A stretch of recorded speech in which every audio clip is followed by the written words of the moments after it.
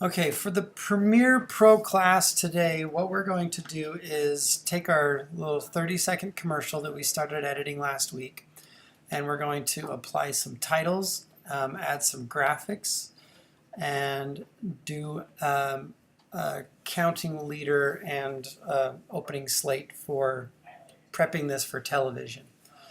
All right, so what I'm going to do is start by creating a graphic in Photoshop that I can import and use as a watermark on my commercial. So if you guys wanted to do some like crazy creative liberty with this, you would do a commercial using this footage that wasn't for a bank at all. But I'm going to tab over to Photoshop and I'm going to create a new Photoshop file. So I'm going to hit Command N for new, and I'm going to call this my bank logo. And then under my document type, I'm going to make this, under film and video, I'm going to make this an HDTV 1080p. And that'll create a 1920 by 1080 Photoshop file. 1980 or 1920 by 1080 is the size. You can use this HDTV 1080p preset under this size and it'll do it all for you the way it needs to be. So if I click OK, one nice thing about this is it will automatically create the Photoshop document with guides that are action safe and title safe. Now let me explain to you what action safe and title safe are. This area inside the inside box are what's called the title safe. So if I make this slightly opaque, then you can see that inside these there are two sets of boxes. There's this outside box and then there's the inside box. The inside box is the area that you can guarantee will be shown on your television. Okay? So while you may be able to see stuff outside of here, it's always safe to never put text, anything that you want to be read or seen or processed by the viewer. You don't want to put anything outside this inside box. The action safe box is where if we were dealing with old standard definition televisions, like old tube televisions, on the top and bottom of this, that is where you would actually see image. That would be the edge of your television. Okay? So there's actually image that exists outside of that. Now with HD TVs, depending on the quality of the TV and the type of broadcast you're watching, you might get out to the very edge pixel, but some televisions are still cropping this in a little bit. So you're not getting the full captured image or the full broadcasted image. So anything that you want, anything that's important should never be outside this outside line. So when it comes to titles, you can put your title right on the edge of this line, but you don't want it to go outside. And depending on the broadcaster you're dealing with, if you send a spot to the traffic, whoever's trafficking it to the stations, if you have any titles or graphics that are going outside this title safe line, they'll send it back. They won't even do it because they don't want to get in trouble for broadcasting something that's not title safe. Now, for standard definition, it's kind of a different story. Standard definition has an additional line that comes in about to right there. It's probably, yeah, roughly about right there. That even though we're dealing with high definition video, if you're sending it out to stations that are doing dual broadcast, where they broadcast standard definition and high definition.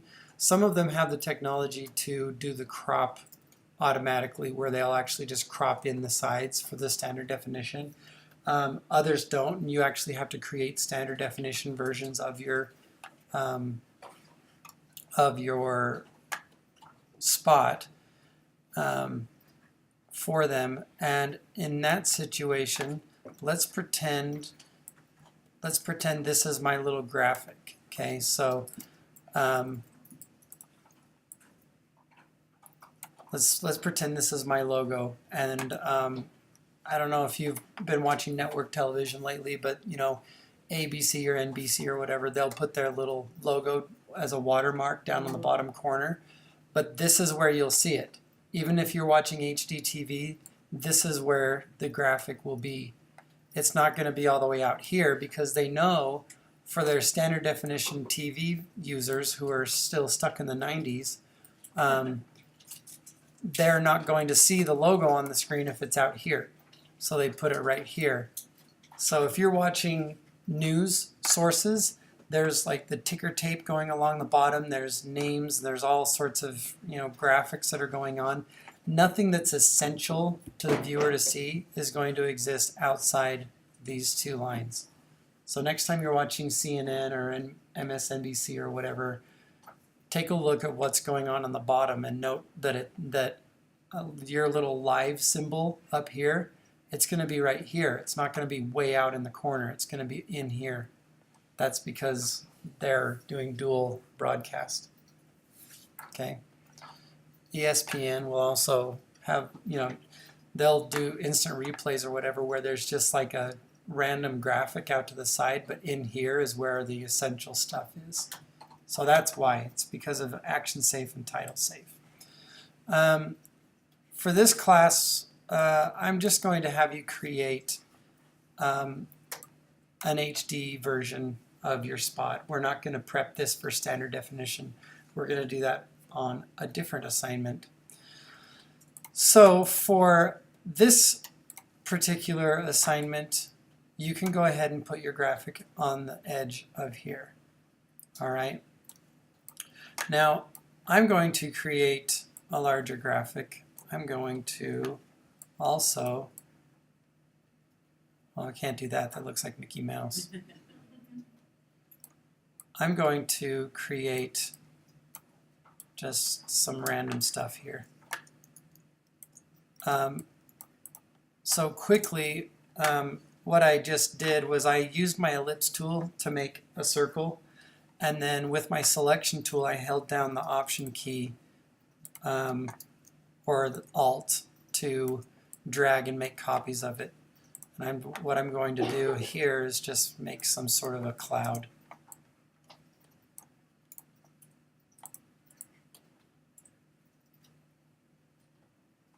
I'm hitting Command T to make this transform box on different objects. Wherever my mouse is, if I right click on it, it'll bring up a list of all the layers that are below my mouse in that position, and then I can select that ellipse, drag it around, move it, hit Command T to do transform. Okay, and in here I'm going to make a text layer.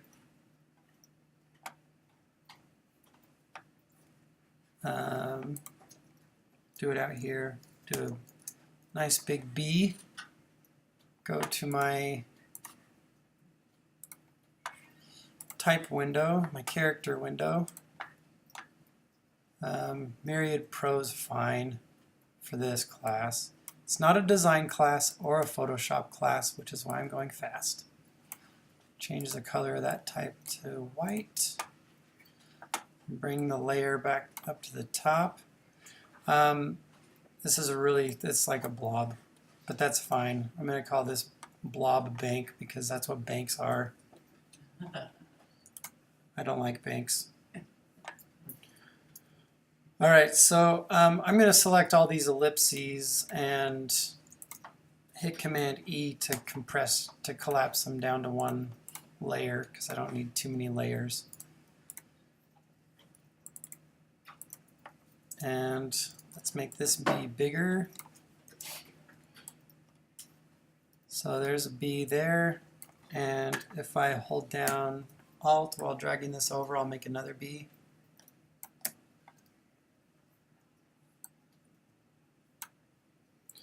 And then if I drag that down again, I can make another text file that I'll call this blob bank.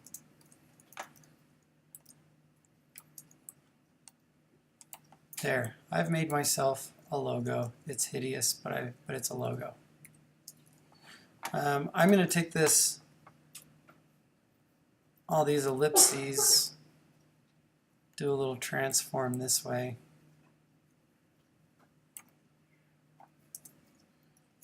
Do another one.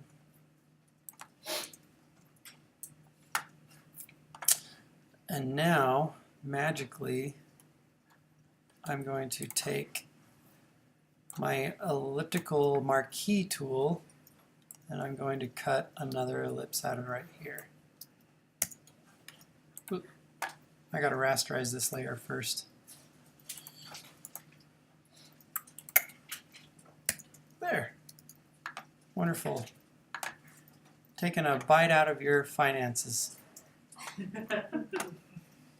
Blob bank. All right, I'm going to delete those two rectangles that I did before. And now, now that I've got this logo, I could take all this type. I mean, it's not a good practice, but I could take all this type and everything, hit Command E again, so that it's all just one layer. I don't know that I would recommend doing that because now I can't edit my logo. So let me go back to the history panel and undo that. But let's see. That's fine for now. It's terrible, but you get the idea, right? You can make your own logo. For those of you who are doing design, learning design and learning Photoshop or Illustrator, create something nice than what I did. I'm going to take another. Cloud? Say what? Can I still do a cloud? Heck no, don't do a cloud. I tried doing a cloud. Unless you were doing a cloud before. I was going to call it Heaven's Bank. Heaven's Bank. Let's see. If I hold down Alt with these blobs, then I can create kind of a little drop shadow thing.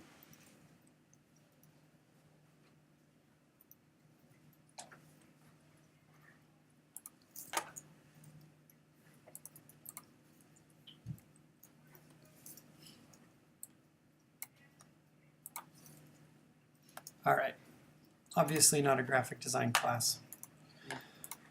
Okay, so let me delete that background and I'm going to hit C for crop and I'm going to just crop this image in till it's the size of the logo.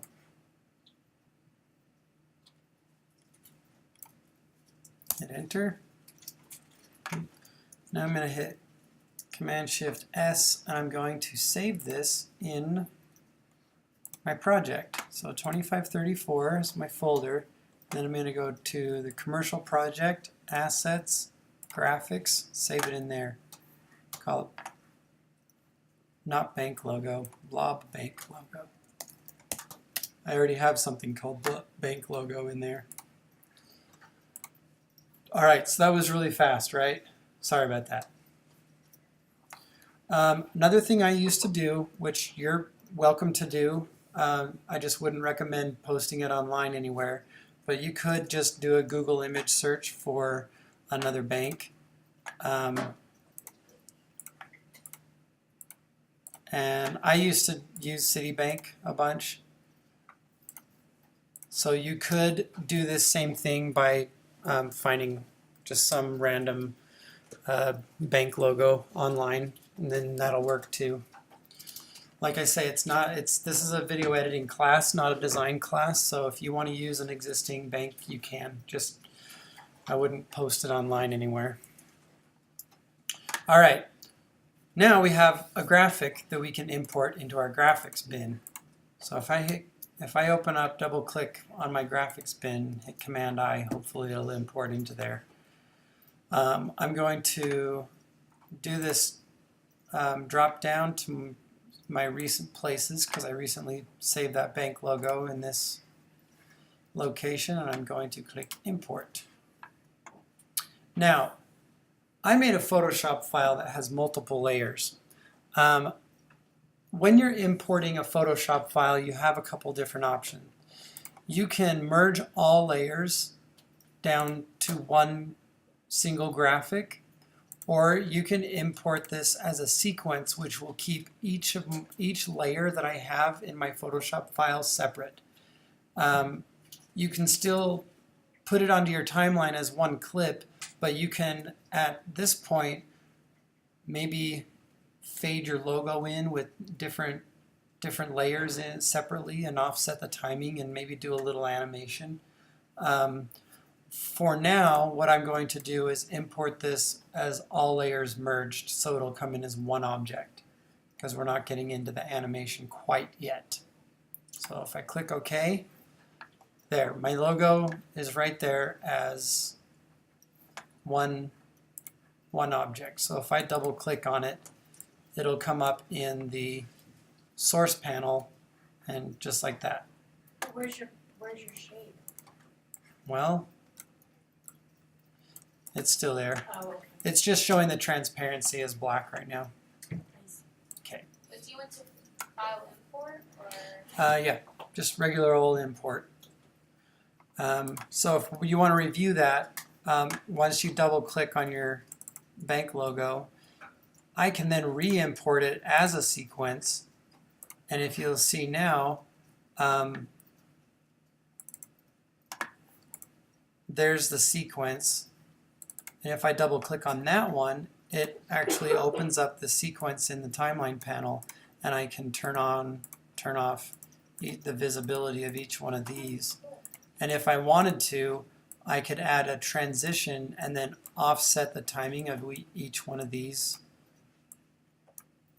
So maybe if I select them all, hit Command D, then it'll add a cross dissolve to all of them. Whoop, whoop, whoop. Okay. I did that really quick too because I'm not showing you that right now. I'm going to delete that.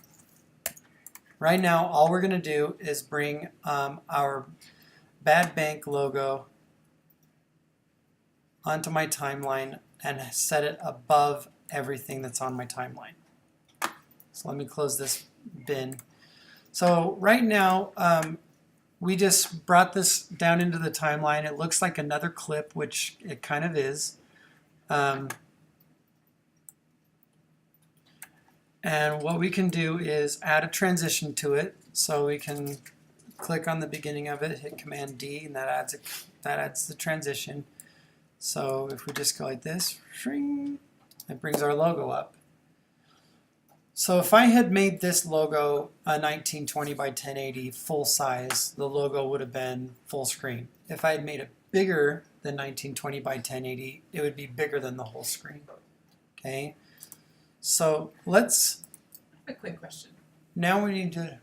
Yeah. If you had made it full size, but like when you were making it in Photoshop, it was like up in the corner. You know, you were in the corner. If you had just saved it without erasing the back, without cropping it down, Yes. would it still so it would be full size, but where it's transparent, it would just sit up there in the corner, correct? Yes. Right? That's correct. So if I had made this on a 1920 by 1080 artboard, and this were the position of all these layers, then when I imported it into Photoshop or imported it into Premiere and placed it on the timeline, the logo would already be placed because it's a 1920 by 1080 Photoshop file with just the logo down in the corner. So yes, the answer is yes to that. However, I made my logo this size on purpose because I want to use Premiere to place it. So here's a little review of where our effects controls panel is. with any clip that's selected in the timeline, the properties for the effects of that are automatically loaded into the effects controls panel. Now, even though it's not on the front, they're there. The effects controls panel in your editing workspace exists behind your source panel. Okay, so it shares that same area. So if I click on this tab, and then at the very top, the first effect is my motion. So if I twirl down the arrow next to motion, it'll show all the position, scale, rotation, and all this stuff for my logo. If I click on a clip, it'll bring up all the settings for that clip that I have highlighted. But I want to position the bank logo. If I click on the word motion, watch what happens over in my program monitor. I get this binding box. So I can now, because this is selected, I can now click on it and drag it down to the corner of the screen. Pretty cool, eh? Yeah. All right, now how do I know this is being put into a title safe area? Well, if I go to my view here, no, this changed. I have to remind myself of this every time. All right, if you don't see the appropriate icon down here, what you have to do is click on this plus, and then this is the safe margins icon. I can just drag this down here to add it to my panel. If I click OK, this icon will toggle on and off the safe margins. Okay, so if I'm going to put this logo down here, I want to make sure that that's not going out of safe. Yeah, so that's where I would want it. Now that's an awful big watermark, don't you think? Yeah.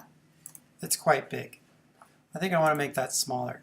So I can use my binding box to transform scale that. Now, by default, Premiere is going to assume that you want it to be a uniform scale. So I'm not having to hold down Shift. That's different than with Photoshop and Illustrator. If I hold down Shift, well, it stays that way. Oops. All right. That's the anchor point. So now I can make this a much smaller down in the corner. Okay, so my commercial is going to start, and I'm going to, just because it's my own personal taste, I'm going to just wait a few seconds before I bring in the logo. Okay. All the stuff that I did visually, moving this around, this can be done using values, actual values, if you have an exact spot that you know you want to put it. The coordinates for this position are 1620 by 910, which are based, starting up in the top left-hand corner, the coordinates are 0, 0. So watch what happens if I go to the position and highlight these numbers and type in 0, tab, 0, enter. That'll put the position way up in the... So where's it gonna be if I type in 1920 by 1080? Bottom right. 1920, 1080, bottom right. Okay, top left to bottom right. You can also do this by just clicking. If you click and drag to the right or left, it'll change those values. If you want to slide it faster than that, if you hold down Shift, click and drag, it'll do it a lot faster. Okay.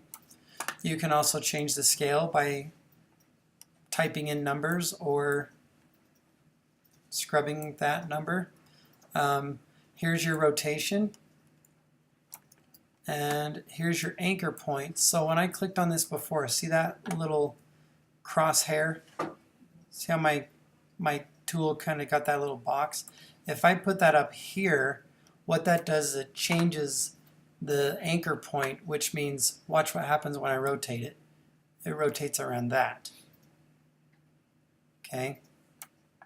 Now if I put the position at 0, 0, the anchor point goes up to the corner, and that's where it bases the position on. Okay.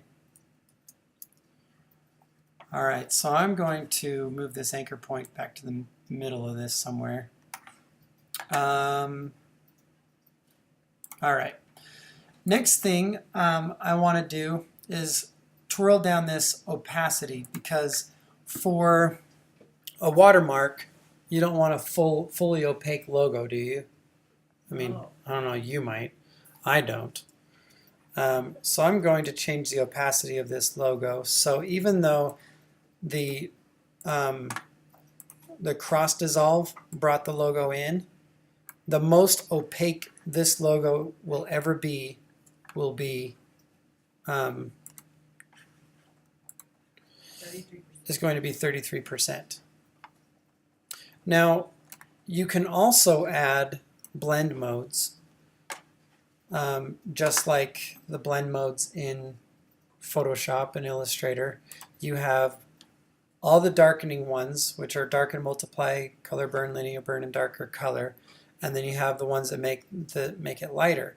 So because this is a black and white logo, if I did multiply, then anything that's white will become invisible, and then anything varying from not white all the way down to black will then darken the image below it.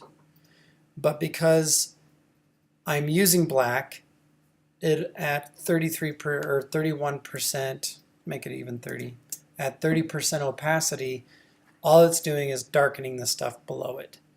If it were green, it would be adding a green hue, but darkening it. Okay, and each one of these do the same thing, but in a slightly different way. So I'm going to go ahead and just use multiply. And what that did was it knocked out the white of the logo. Let me make the logo bigger just so you can see what's happening.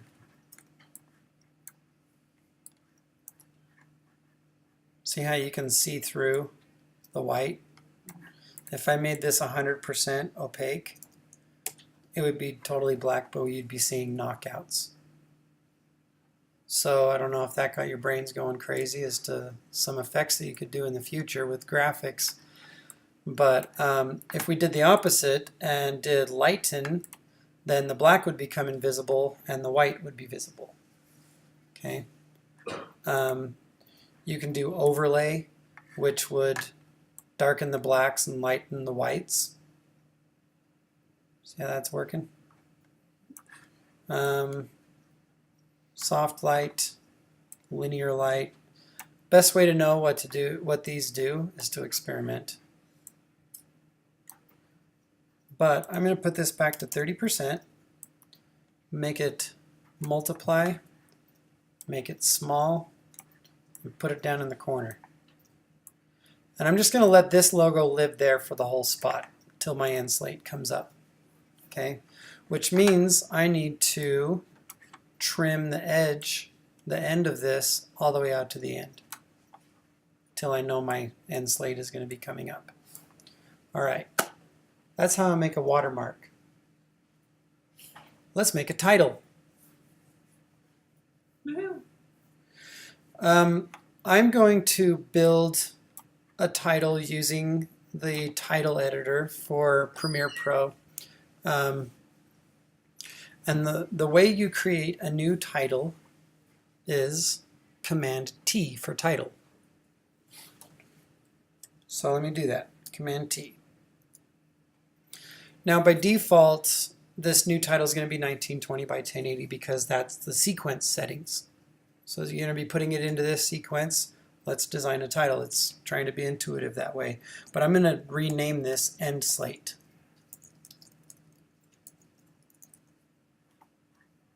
Click OK.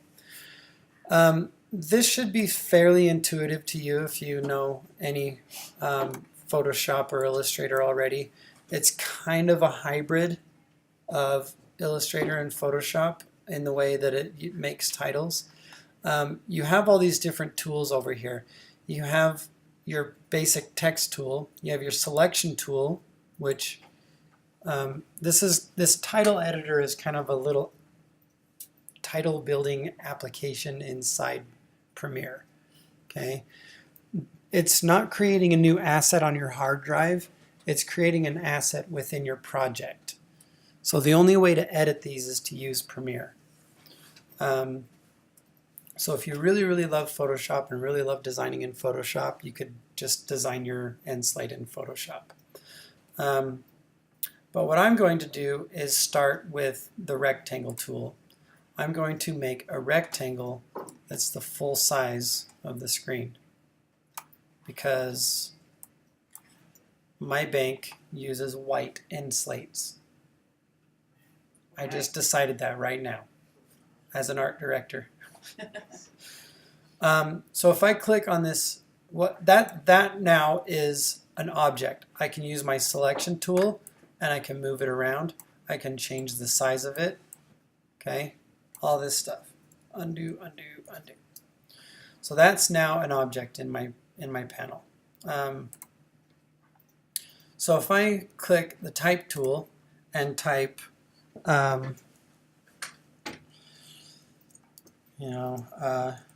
deal of the century. I think I misspelled the century.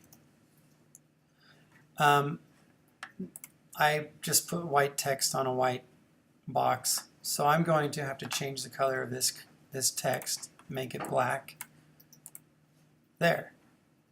Deal of the century. I typed it correctly. Good job. I'm going to title case this. All right.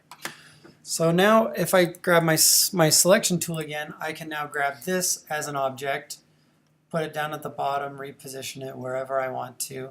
But I'm going to leave a little bit of space at the top for my company logo again. Whoops, I accidentally grabbed that. So just like with Photoshop, if I hold down Alt and drag this, dang it. If I hold down Alt and drag this, it's going to make a copy of that type. Now this title is one big graphic. I'm going to do a 0.1 APR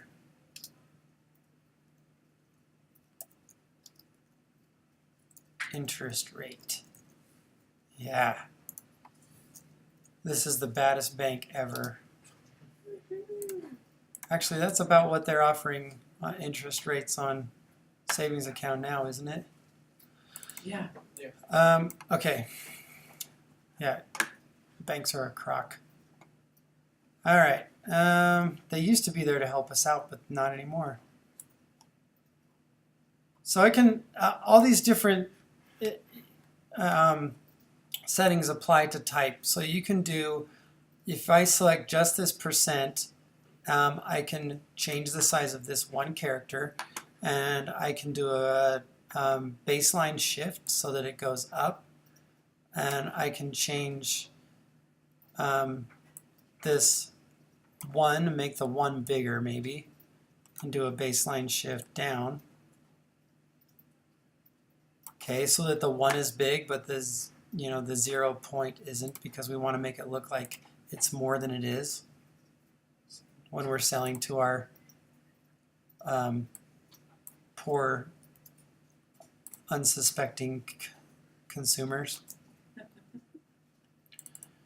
Yeah, maybe what I'll do is I'll take this interest rate, hit Command C to copy that text, and then make another text line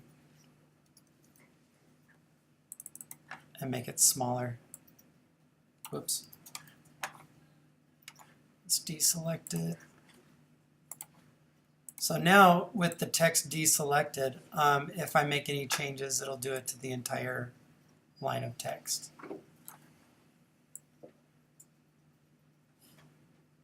All right, now if I shift, select 0.1 APR interest rate, I can now, because I have this one and this one selected, this is kind of hard to see, black on white, I can grab both of them and uniform scale them.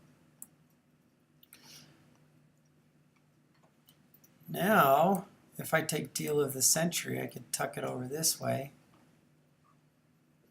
And I could spend a lot longer designing this, but I'm not going to because I need to get on with showing you how to. I keep grabbing that box in the background. All right, so if I close this, I now have a title that's called End Slate in my project panel that I can bring in as now it's one clip. Okay, so if I go up to my motion settings and select it, I can scale it, I can rotate it, do all that lovely stuff. But I'm not going to do that right now because I just want this to be something static that sits there. All right, so I'm going to create another title, and I'm going to call this title a disclaimer because I want my disclaimer to come in separately. So if I hit Command T again, create another title, I can call this disclaimer. Click OK. Now, don't be confused right now. The reason why this Deal of the Century title is on the screen is because that's where my playhead is. If I were designing this title to go over the top of this tree, you'd want to put the playhead over the top of this clip so you can see the tree, and then you could design your 1% APR and this something else over here and something over here. Okay. So I'm going to put my playhead over the end slate so that I can design this title to be my disclaimer. And I'm going to put a little asterisk here and have it say, let me change this to gray text. And I'm going to make it super small because I don't want anybody actually reading this. All right, so my text is going to say, this is for a limited time only. After 6 months, you suckers will get 0.01% forever. Limitations apply. See, it gets even more limited than that. See branch for details. That says this if. Hmm? Says this if for a limited time. You spelled it. Thank you. Like I care. All right, I'm going to change the type of this to something more discreet, lighter, not as heavy a font. I don't know. Yeah, small.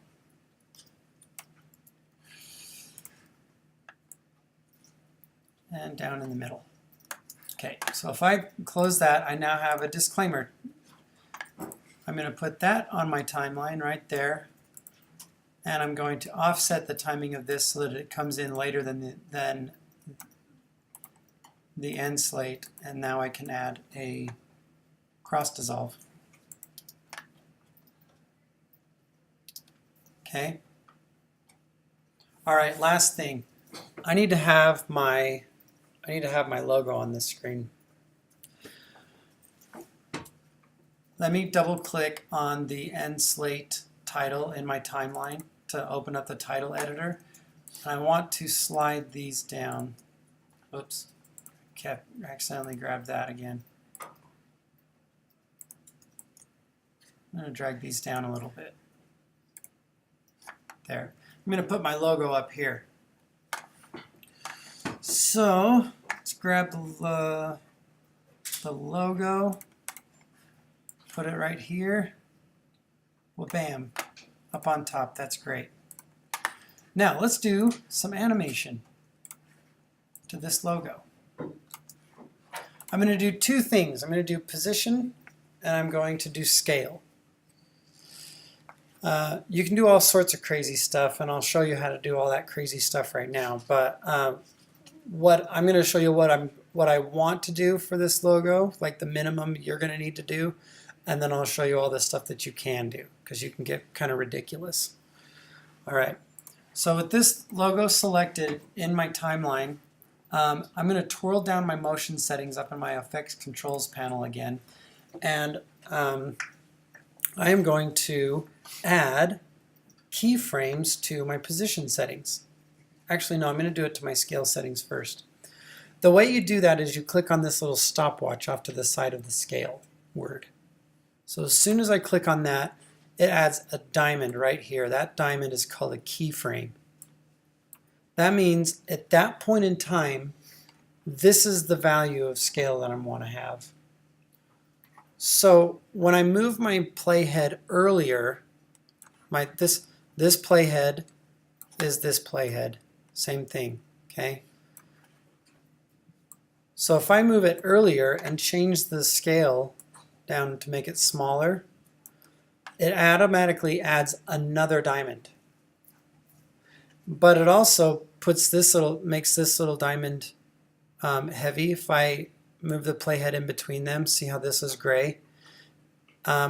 These little arrows will move the playhead to the next scale keyframe, so that if I want to change my scale settings, I need to make sure it's on a keyframe. Otherwise, if I change my scale settings and make it bigger, it'll create a new keyframe. And if you're not careful, watch what happens. It'll accidentally get big and then small again. Maybe that's not what I wanted to do. I can either undo that, or I can select this keyframe and then hit delete, and I can delete it. Okay. Now watch what's happening. It's just scaling up. It's going scale up and stop. Okay. Is that nice? Yeah. Oh, so beautiful. I want it to get even bigger though. I made kind of a small logo, so I'm going to have to go bigger than 100%.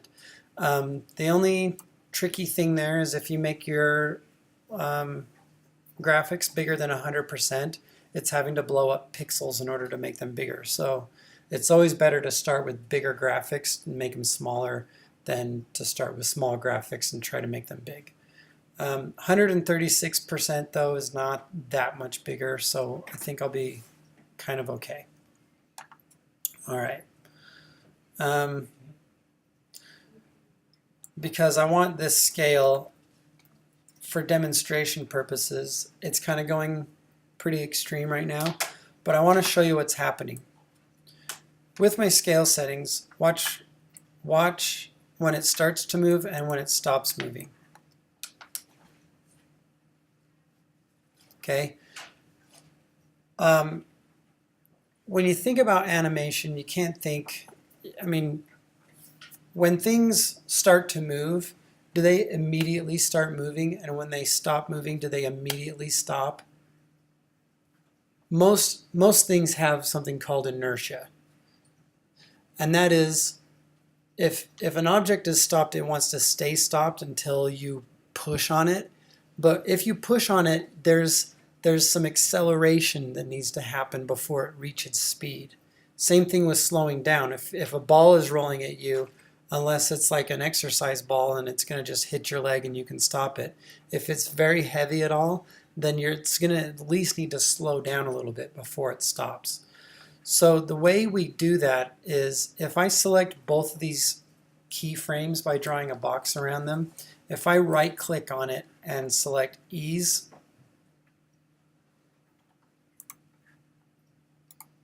ease in, ease out, then what will happen is it'll accelerate and decelerate. Okay, so it's not just a sudden start and sudden stop. So that's what easing means with animation. Okay. So let's do something similar with our position keyframes. I'm going to put my playhead right at the beginning of this clip. This is nice because it shows you, like, within this space, you get the beginning of the clip and the end of the clip.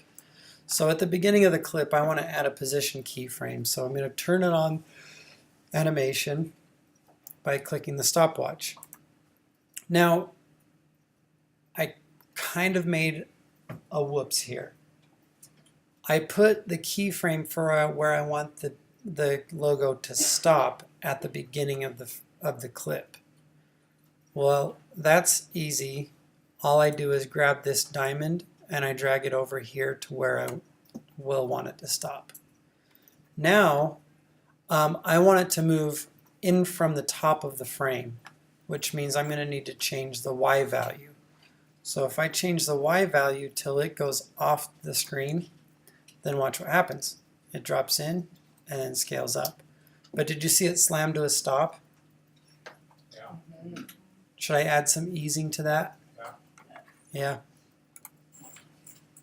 So that's spatial interpolation. I want to add, or under temporal, I want to add ease in, because it'll ease into the keyframe.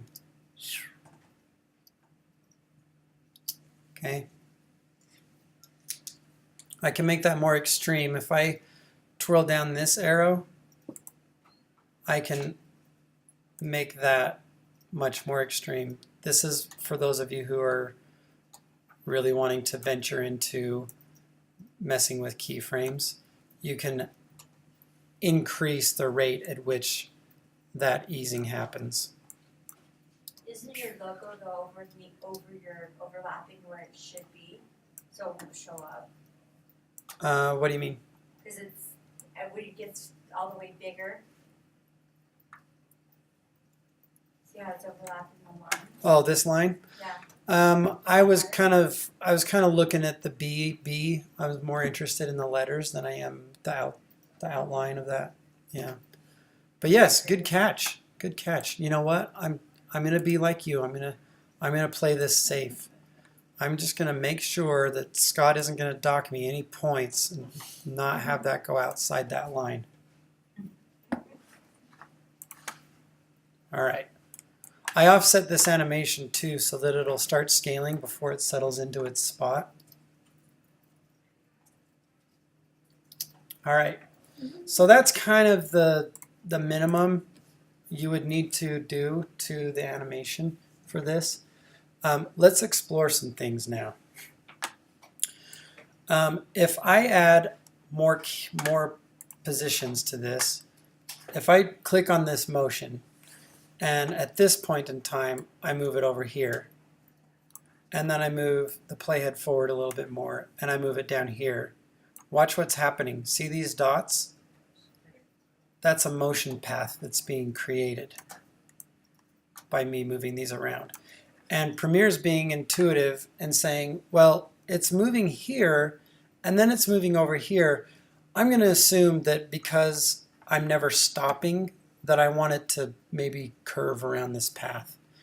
And you can change the curvature of this path by clicking on these handles. Okay, so there's a lot you can do here. So watch what's happening. Woo, woo, woo. Very tasteful. Let's go crazy even more. Let's add some rotation keyframes. So if I click on the rotation stopwatch and then move it forward to there and then go like that and then go like this and then go like put it back to 0. Let's see what happens now. Woo, woo, woo. All right. It looks like one of those commercials for like the Kids' Choice Awards, you know, where they Yeah. make it I look all just crazy. move stuff all over the place. All right. So just by just as a word of as a tip, I should say, if anytime you see this stopwatch, it means you can add keyframes to whatever value is over here to the side. Okay, you can change any of those values and animate them. The more keyframes you add, though, the more hectic your animations are going to get. So I would keep it simple on this one. I'd probably just stick with scale or position or position for this assignment, because that's just crazy talk. Let me make this linear again and then have it go straight through. Woo, woo.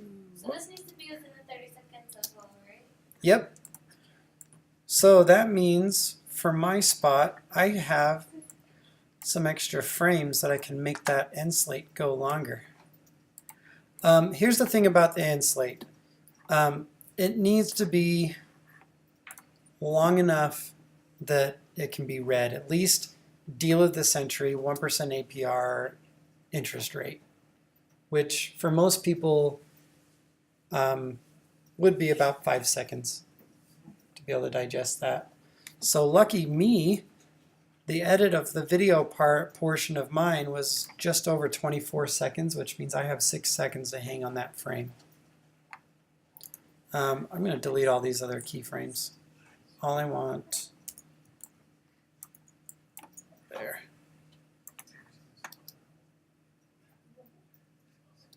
Ooh, I got a weird motion path here. Let's make this linear. Okay. All right. Last thing for this spot is maybe what I want to do is add a cross dissolve here. And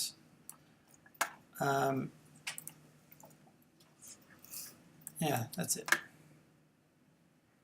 I should cross dissolve this logo also. What do you hit for cross dissolve again? Command D for default transition.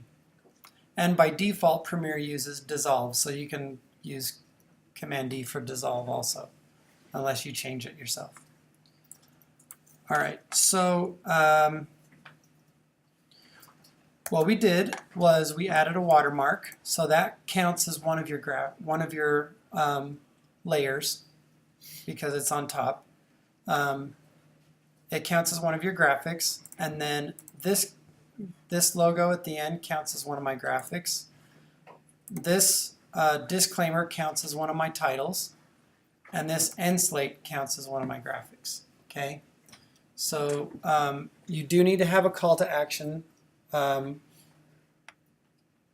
which I would need to add, which would say, you know, call this number or come into a branch or something like that. There needs to be a call to action. Some sort of offer, some sort of disclaimer, and a logo. That would be your graphic. Okay, so I think I covered all at least the minimum requirements of the assignment with this lecture. So good luck.